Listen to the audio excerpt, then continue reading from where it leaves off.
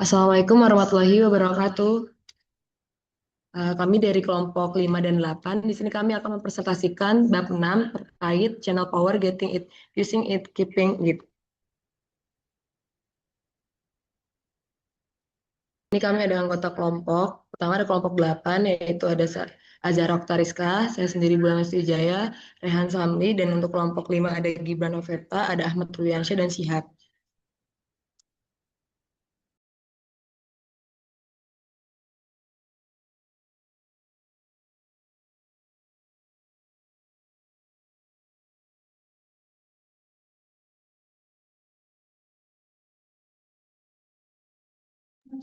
Selanjutnya ada tujuan pembelajaran. Yang pertama, memahami bahwa kekuatan bersifat netral yang penting dalam soal pemasaran. Yang kedua, menjelaskan hubungan antara kekuatan dan ketergantungan. Yang ketiga, mengetahui kapan ketergantungan terjadi. Yang keempat, membedakan sumber-sumber kekuatan. Yang kelima, memahami cara membangun dan menggunakan kekuatan. Dan yang keenam, menjelaskan peran kekuatan dalam mengelola konflik dan kerjasama. Yang ketujuh, memahami pentingnya keseimbangan ketergantungan. Dan yang terakhir, mengetahui cara mengubah kekuatan menjadi pengaruh.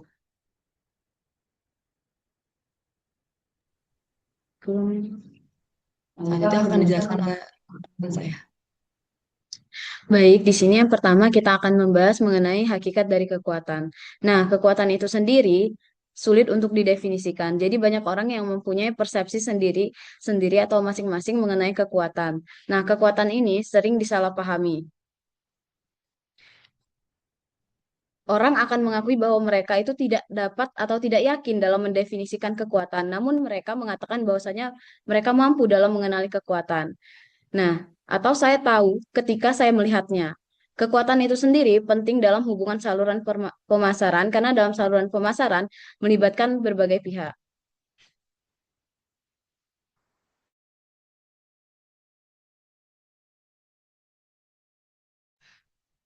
Nah, selanjutnya di sini kita akan mendefinisikan kekuatan.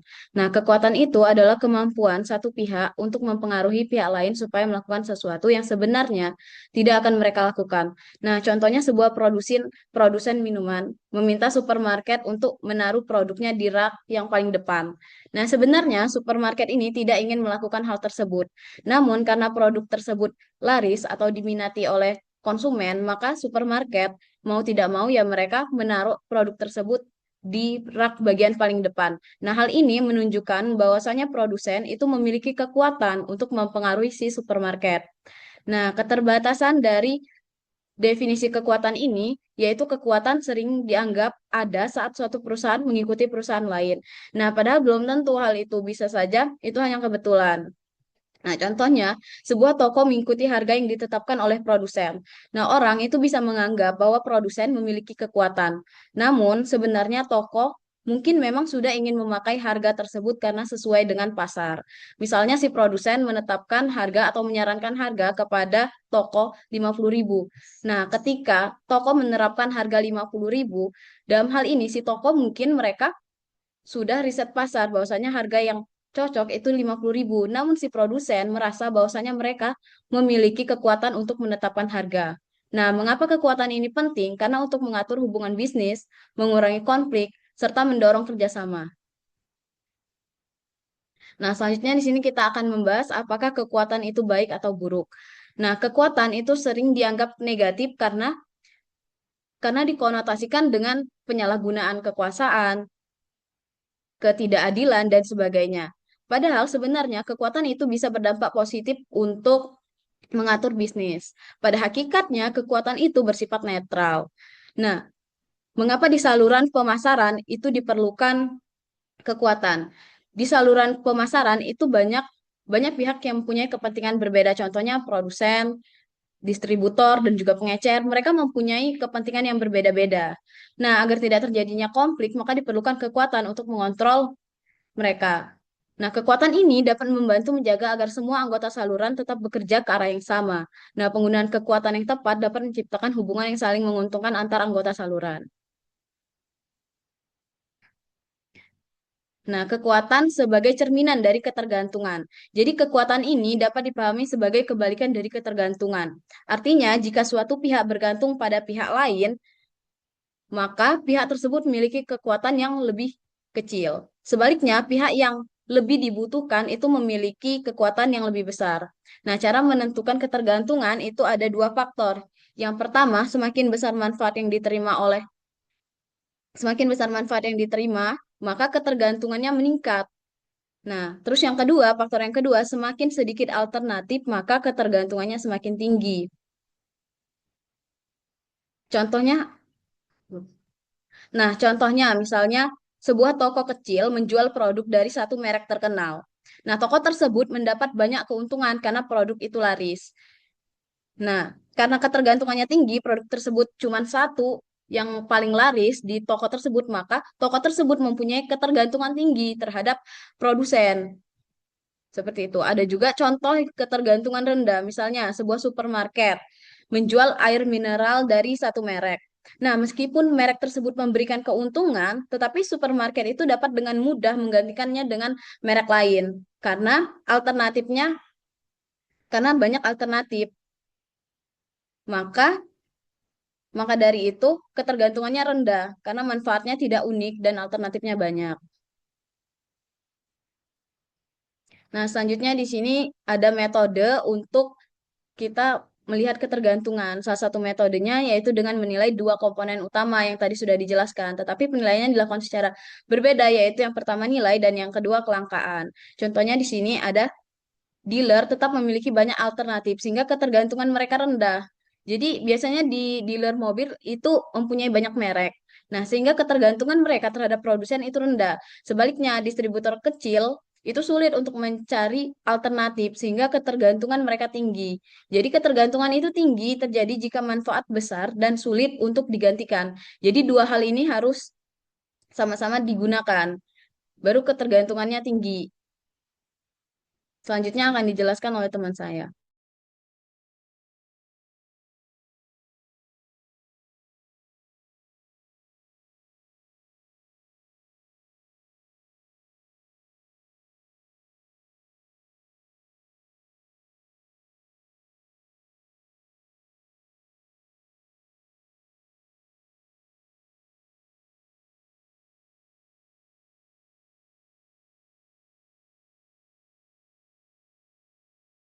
Oh itu. Ya, Kak, kabar.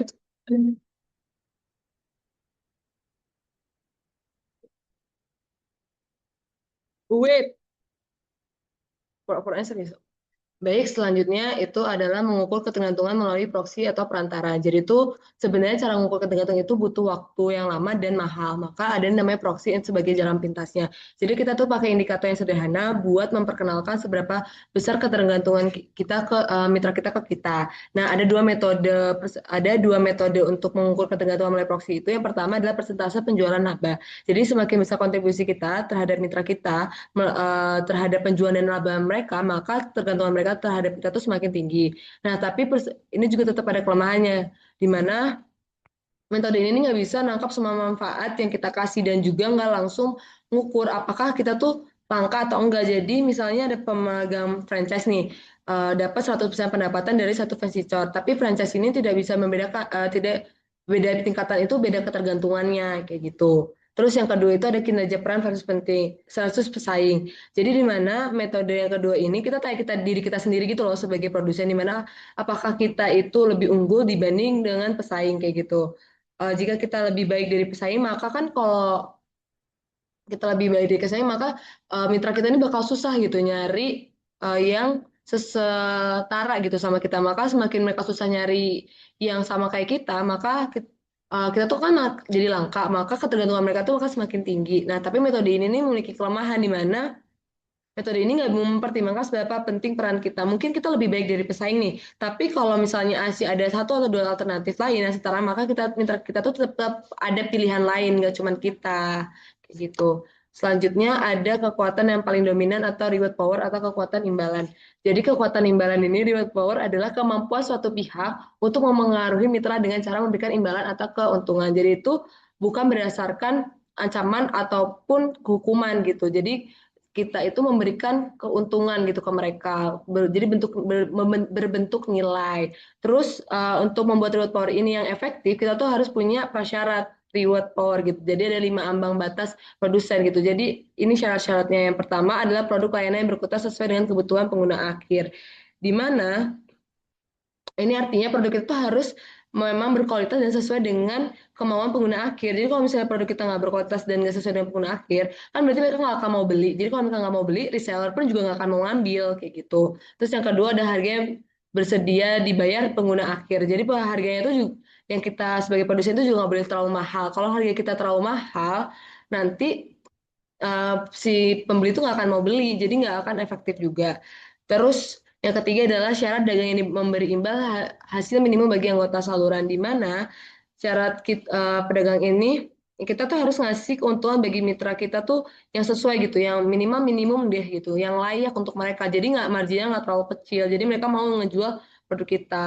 Terus ada reputasi produsen yang diterima. Jadi eh, kalau ini tuh bersangkutan kalau kita tuh harus punya reputasi yang baik, karena nggak mungkin kan seorang mitra mau bermitra dengan seseorang yang dia yang reputasinya jelek. Masa kita aja kalau temenan milih gitu kan untuk yang baik-baik gitu, masa ya untuk kayak gini aja kita nggak milih yang baik-baik. Jadi mitra itu harus sesuai gitu, kita harus bisa ngasih reputasi yang baik. Terus yang kelima itu ada pengiriman yang andal, di mana produsen itu harus menepati janji dengan pengiriman. Jadi kalau sering telat atau nggak sesuai dengan jadwal, lama-lama mitra kita ngerasa kayak kok nggak sesuai ya dan nggak dapet pelayanan yang baik, maka nanti kepercayaan mereka akan hilang. Nah, Reward Power ini contohnya misal Shopee. Shopee ini tuh suka ngasih gratis ongkir, voucher, dan promosi kepada seller. Nah, kalau karena Shopee ini ngasih reward, maka si reseller-reseller di Shopee ini menjadi lebih aktif dan mengikuti dengan kebijakan Shopee. Kayak gitu. Next, yang keempat ada pas sumber daya lainnya. Jadi selain reward power itu sebenarnya ada empat sumber daya lain. Nah, yang di pertama aku bahas ini ada kekuatan koersif, di mana coercive power adalah kemampuan suatu pihak dalam saluran distribusi untuk mempengaruhi pihak lain melalui ancaman atau hukuman jika mereka tidak mengikuti keinginan atau kebijakan yang ditetapkan. Jadi bisa dibilang di coercive power ini adalah kebalikan dari reward power yang sebelumnya aku udah bahas. Nah, contoh nyatanya itu adalah misal ada pengurangan margin, pencabutan hak eksklusif, eksklusif wilayah, dan bahkan pemutusan kontrak. Namun, karena kondisi ini berupa ancaman atau hukuman, maka ini berpengaruh nih terhadap hubungan dengan saluran. Yang pertama, berdasarkan dari kepuasan finansial, di mana target tidak puas dengan imbal hasil finansial yang diterima dari hubungan saluran. Jadi mereka ngerasa kayak nggak worth it gitu, karena finansialnya nggak seberapa, tapi hukumannya ada dapat koersif gitu atau ancaman kayak gitu. Terus berdasarkan kepuasan non finansial, di luar soal uang, mereka juga akan muncul memandang kita itu sebagai pihak yang kurang peduli, kurang menghargai, dan susah diajak kerjasama. Jadi hubungannya itu jadi nggak nyaman dan jadinya nggak baik kayak gitu. Terus yang terakhir ada konflik meningkat, di mana ini yang paling bahaya karena konflik itu makin meningkat, beda sama reward yang rendah dan yang cuma bikin mitra tuh cuek dan menarik, tapi kalau dan menarik diri gitu. Kalau koersi ini justru bisa memicu lebih parah, yaitu bisa berupa serangan balik atau balas dendam dan nggak mungkin diem aja kayak gitu. Jadi bayangin aja hubungan kayak pertemanan. Kalau temen kita jarang ngasih sesuatu nih, kita mungkin cuma males.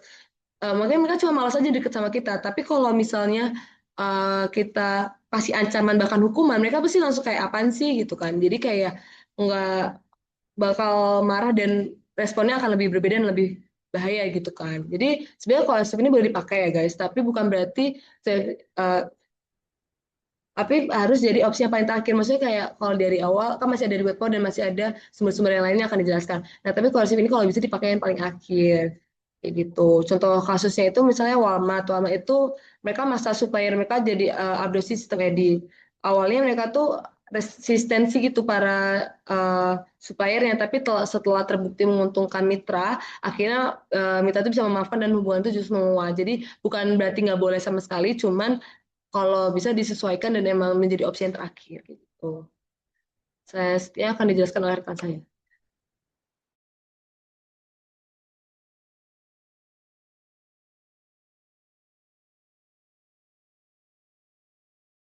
Lagi bergantung.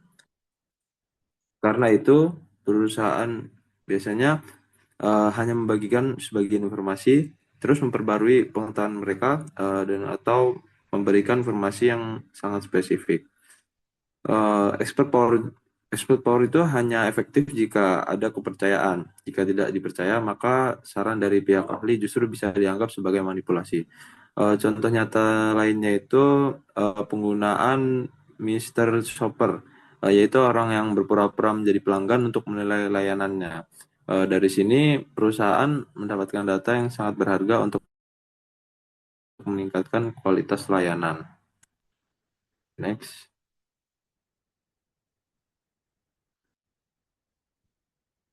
Next. Lalu legitimate. Sebelumnya.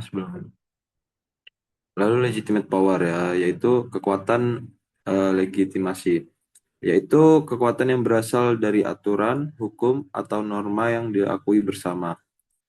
Dalam hal ini, pihak lain mengikuti karena merasa bahwa itu adalah kewajiban atau hal yang benar untuk dilakukan. Contohnya itu seperti kontrak franchise antara franchisor dan franchise. Yang kedua itu perjanjian distribusi, lalu hak paten dan merek dagang.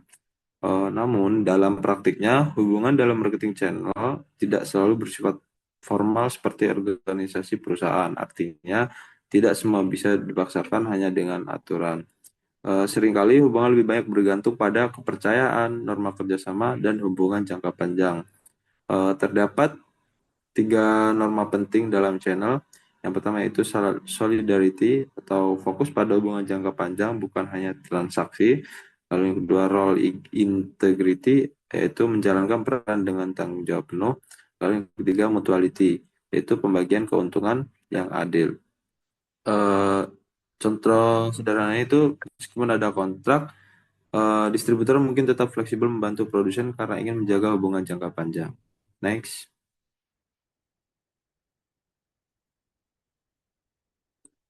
Selanjutnya itu referen power atau kekuatan referensi atau identifikasi. Yaitu kekuatan yang muncul karena keinginan suatu pihak untuk diasosiasikan dengan pihak lain. Biasanya ini berkaitan dengan prestis atau citra. Contohnya, toko ingin menjual brand terkenal agar terlihat lebih bergengsi, lalu produsen ingin produknya dijual di toko premium untuk meningkatkan citra. Misalnya sebuah butik ingin menjual merek fashion terkenal. Dengan menjual brand tersebut, citra butik ikut naik. Sebaliknya, brand juga diuntungkan karena dijual di tempat yang eksklusif. Inilah yang disebut sebagai renting the reputation, yaitu memanfaatkan reputasi pihak lain. Karena itu, banyak perusahaan menerapkan selective distribution, yaitu hanya memilih partner tertentu agar citra tetap terjaga. Next. Selanjutnya akan Baik, diperlihatkan. selanjutnya di sini kita akan membahas tentang study case. Nah, di sini kami mengambil study case tentang Coca-Cola. Jadi model distribusinya ini Coca-Cola bergantung pada bottler atau perusahaan pembotolan. Nah, dalam hal ini jadi Coca-Cola itu mereka yang membuat konsentratnya, sementara bottler itu yang mereka memberi cairan minumannya dan memasukkannya ke botol. Nah, Coca-Cola ini tidak langsung menjual minuman ke konsumen, tetapi menjual konsentratnya tadi atau racikannya itu kepada bottler. Nah, lalu bottler yang memproduksi dan menyalurkannya kepada pasar. Nah, pada tahun periode 1997 sampai dengan 1999, penjualan Coca-Cola di Jepang itu mulai melambat. Sementara itu, manajemen tetap ingin menunjukkan bahwa penjualan dan laba perusahaan itu terus meningkat. Nah, untuk mencapai target ini, Coca-Cola itu mendorong si bottler ini untuk membeli konsentrat dengan jumlah yang lebih besar daripada kebutuhan yang sebenarnya. Next. Nah, Coca-Cola ini memberikan insentif berupa kredit yang lebih panjang dan juga potongan tertentu agar bottler mau menerima pembelian tambahan tersebut. Akibatnya, Coca-Cola dapat mencatat pengiriman itu sebagai penjualan. Meskipun produk tersebut sebenarnya belum dibutuhkan oleh bottler dan belum terjual ke konsumen akhir. Permasalahannya yaitu Coca-Cola menggunakan kekuatan dalam saluran pemasaran untuk memaksa anggota saluran lain menerima beban yang seharusnya tidak mereka tanggung. Nah, bottler berada pada posisi yang lebih lemah karena mereka bergantung pada Coca-Cola sebagai pemasok utama dan pemilik merek. Nah, dalam hal ini, si bottler ini memiliki ketergantungan tinggi terhadap Coca-Cola.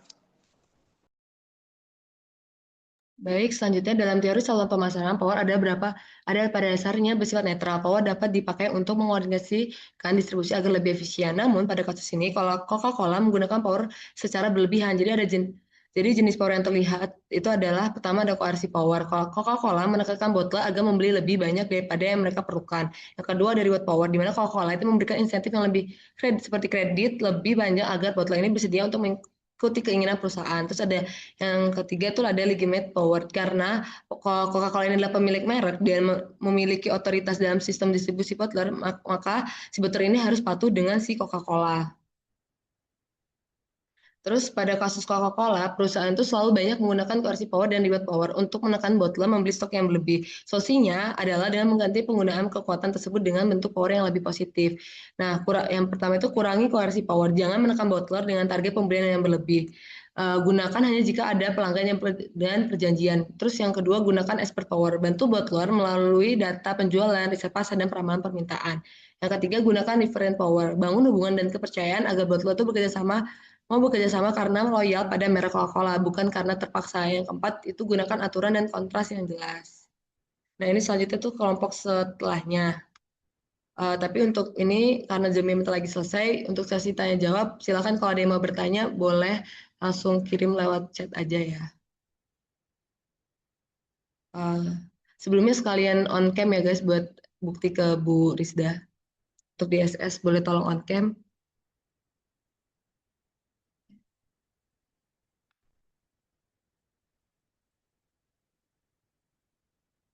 Teman-teman boleh tolong on cam nggak buat bukti? Nah, SS gimana caranya? Kalau biar full lah.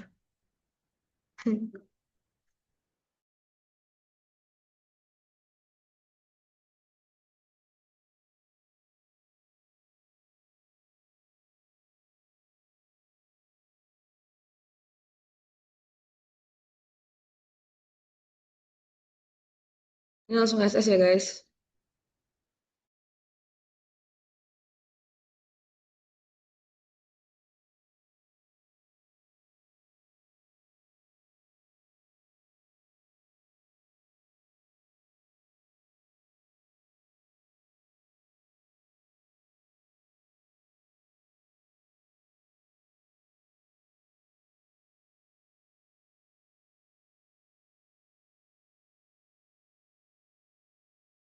Satu, dua, tiga.